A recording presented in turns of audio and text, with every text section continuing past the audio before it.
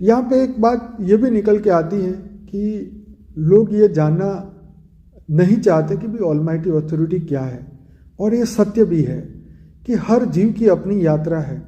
उसको almighty authority से क्या लेना देना, उसका कोई वास्ता ही नहीं है। जैसे एक जीव है, एक 84 लाख योनि का एक जानवर है मान लीजिए, उसके जीवन में क्या हो रहा है, उसको बस खाना है, पीना है, सोना है, भोगना है और अपनी फैमिली बढ़ानी है, और खाते पीते आनंद करते करते जब तक शरीर साथ दे वो आनंद में है। फिर शरीर छोड़ने के बाद फिर उसको एक नई यात्रा में जाना है। उसके पास ना ही बुद्धि है इतनी, ना ही उसके पास ज्ञान है। क्यों? क्योंकि वो मौका खो चुका है या उसको वो मौका नहीं मिला है। हो सकता है फ्यूचर में कोई आशीर्वाद मिलने के बाद, कोई अच्छे कर्म के बाद, क्योंकि जानवर भी कभी कभी अच्छे कर्म कर लेते हैं, वो भी किसी का जीव बचाते हैं, वो भी किसी का सपोर्ट करते हैं, तो कोई अच्छे कर्म के बाद उसको अगर मनुष्य का जीवन मिल जाए और उसे ज्ञान मिल जाए, कोई सद्गुरु मिल जाए और कोई उसको भगवान के लिए उसको जागृत कर दे, उसके मन को भगवान की प्राप्ति में लगवाने के लिए कोई उसको मदद कर दे और वो भगवान की प्राप्ति के लिए निकल जाए, तब तो उसकी यात्रा सफल है। लेकिन ज़्यादातर लोग जो जीव योनि के हैं, उसको ऑलमाइटी ऑथोरिटी से क्या लेना देना। ना ही उसकी जीवन की यात्रा बदलने वाली है, ना ही उसकी कर्म बदलने वाले है, ना ही उसका मन बदलने वाला है, ना ही उसके भाव बदलने हैं, ना ही वो परलोक में जाने वाला है। वो तो ये जीव है, धरती लोक का जीव है, वो अपने आप को स्वर्ग के लायक भी नहीं समझता। स्वर्ग में जाने के लिए जो अच्छे कर्म इंसान करता है, अगर वो भी नहीं करता तो स्वर्ग में कहाँ पहुंचेगा। वो तो पहले लोक को ही कभी क्रॉस नहीं करने वाला। तो ऊपर के लोक में जब जाने की यात्रा ही शुरू नहीं हुई, उसने परलोक में जाने के लिए उसने कोई कर्म ही नहीं किया, तो फिर ऑलमाइटी ऑथोरिटी तो उसकी सोच से भी परे है। तो ऑलमाइटी ऑथोरिटी का सबसे लेना देना नहीं है, ये तो उन बीज रूप आत्माओं के लिए है। और इसीलिए शास्त्रों में क्या कहा गया, तुम ही ब्रह्म हो, तुम ही शिव हो, तुम ही चैतन्य हो, तुम ही वो महान आत्मा हो, शिवोहम अहम ब्रह्मास्मि। ये उन आत्माओं के लिए कहा गया है, उन जानवरों के लिए नहीं, क्योंकि उसकी यात्रा अलग है और उस ब्रह्म बनने की यात्रा अलग है। उस यात्रा का ज्ञान उसे नहीं है जिस यात्रा पे वो चला है। तो हर धरती पे जो मनुष्य चल रहे हैं उसकी यात्रा अलग है। कोई हद की है, कोई बेहद की है, कोई अलग कला की, कोई अलग पीढ़ी की, कोई किस लेवल की, कोई किस लेवल की।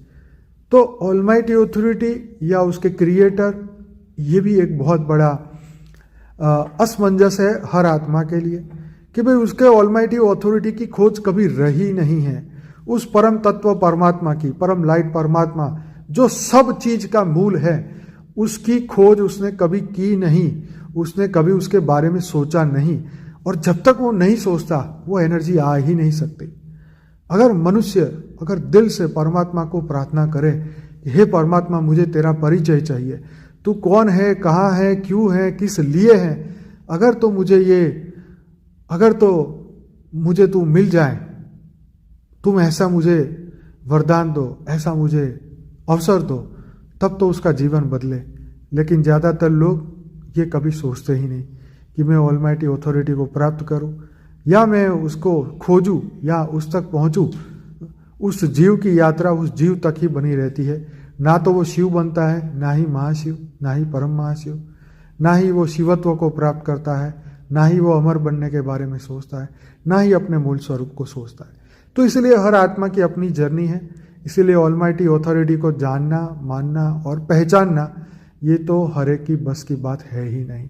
और वो ऑलमाइटी ऑथोरिटी इतना सामान्य है कि एक सामान्य मनुष्य की तरह है। उसको जानना मतलब एक सामान्य मनुष्य को जैसे हम तुच्छ मान के छोड़ देते हैं, इसी तरीके से हम उसको भी नहीं पहचान पाते, क्योंकि वो अपने अलग अलग रूप में, अलग अलग समय पे, अलग अलग जगह पे वो प्रेजेंट होता है, लेकिन हम उसकी अनुभूति भी नहीं कर पाते। कहते हैं ना, भगवान तो अत्र तत्र सर्वत्र है, इस दीवार में भी वो है। तो इस ब्रह्मांड का जो शिव है उसकी शक्ति तो इस दीवार के अंदर भी है। आपने प्रहलाद का एग्जाम्पल सुना। तो भगवान जब अवतार लेना चाहते हैं अपनी लीला दिखाना चाहते हैं तो वो दीवार तोड़ के आ जाते हैं, वो पिलर तोड़ के निकल आते हैं, वो जहाँ से आना चाहे वो आ सकते हैं। प्रश्न वो नहीं है, प्रश्न ये है कि वो समय कौन सा है। समय की बात है कि धरती पे कौन सा समय चलता है, तब वो अपने अवतार लेता है। धरती पर की बात छोड़ो, ब्रह्मांड में कौन सा समय चल रहा है, महाब्रह्मांड में कौन सा समय चल रहा है।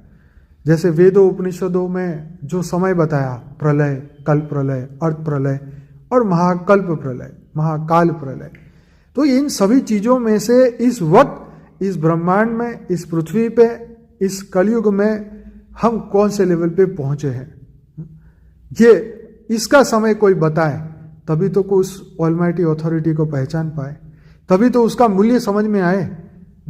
अगर हम ये कह दें कि अभी तो ये धरती 4 करोड़ साल ऐसे ही चलने वाली है, तो सब लोग जानवरों की तरह ही जीना शुरू कर देंगे।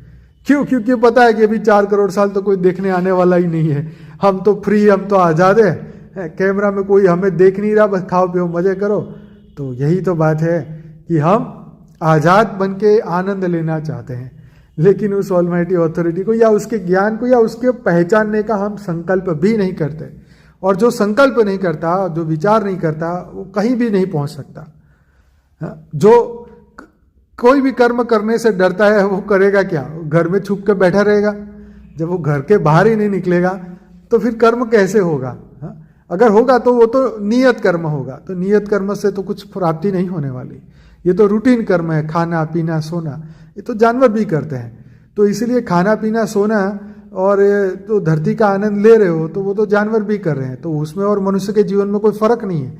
तो वो जीव जैसा जीवन जीना, फिर कुत्ते की मौत मरना, मतलब जैसे ही एक जीव जिस मौत को प्राप्त हुआ, ऐसे ही एक मनुष्य वही मौत को प्राप्त करता है, जिसको बोलते हैं कुत्ते की मौत प्राप्त करना। तो उसमें और इसमें कोई फर्क नहीं। तो इस मृत्यु से कुछ सीखा नहीं इंसान, उसको बार बार स्मशान लेके जाया जाता है कि भाई देख यही होने वाला है अंतिम समय में तेरे शरीर के साथ, लेकिन फिर भी उसकी आत्मा की यात्रा स्टार्ट नहीं होती। यही दुख का कारण है कि मनुष्य को बार बार ये दिखाया जाता है, हर घर में से एक बंदा मर रहा है, कभी ना कभी 5 साल में, 10 साल में, 15 साल में, 20 साल में, हर घर में से एक बंदा जाने वाला है। तो भी मतलब कोई इतना उसको लाइटली लेते, तो बोलते क्या हो गया, उसमें क्या हो गया। बस यही तो बात है, क्या हो गया। हमने सीरियसनेस नहीं समझी, हमने ये समझा ही नहीं कि ये दुख का चक्र फिर चालू होने वाला है, जीवन मृत्यु का चक्र फिर चालू होने वाला है। फिर कहाँ पैदा होंगे, अफ्रीका के जंगल में होंगे, आदिवासी के बीच में होंगे, ये कौन से टापू में पैदा होने वाले हैं, उस अगली यात्रा के बारे में सोचा ही नहीं। इस लोक में पैदा होंगे कि ऊपर के लोक में पैदा होंगे, स्वर्ग मिलेगा या नर्क मिलेगा, उस पर उसका यकीन ही नहीं है। सबसे बड़ी दुख की बात कि ये ज्ञान, मतलब परलोक का ज्ञान सुधारने का कोई फोकस नहीं करता।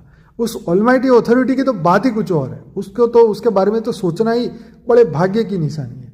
लेकिन उसकी एक अपनी यात्रा के ऊपर भी नहीं सोचता कि मेरा अगला जन्म क्या होगा, मैं किसके घर पैदा होऊंगा, क्या मेरे जीवन में होने वाला है। अगर धरती लोक पे ऐसा समय है तो मेरे अगले जन्म में मुझे कैसा समय मिलेगा।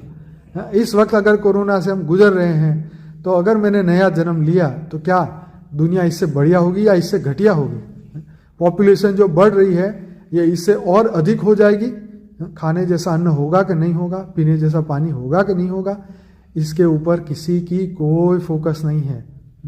अपने परलोक के बारे में कोई नहीं जानना चाहता, ना ही कोई समझना चाहता है। और यही बड़ी दुख की बात है। ऑलमाइटी अथॉरिटी तो बहुत दूर की बात है, बहुत ऊंची आत्मा ही सोचती है। खैर, ये अपना सबका पर्सनल मैटर है कि कौन किसको कहाँ मानता है, किस लेवल पे मानता है, इस सबका अपना अपना खुद का एक सब्जेक्ट है। तो चलिए, बहुत बहुत धन्यवाद। बेहद की परम महाशांति। परम शांति सोचो, बोलो परम शांति। Join us daily for live meditation, 10 p.m. to 11 p.m. on YouTube Live. Subscribe now. Website www.paramshanti.org. Email us anand@paramshanti.org. Like, share, subscribe. Join today. बेहद की परम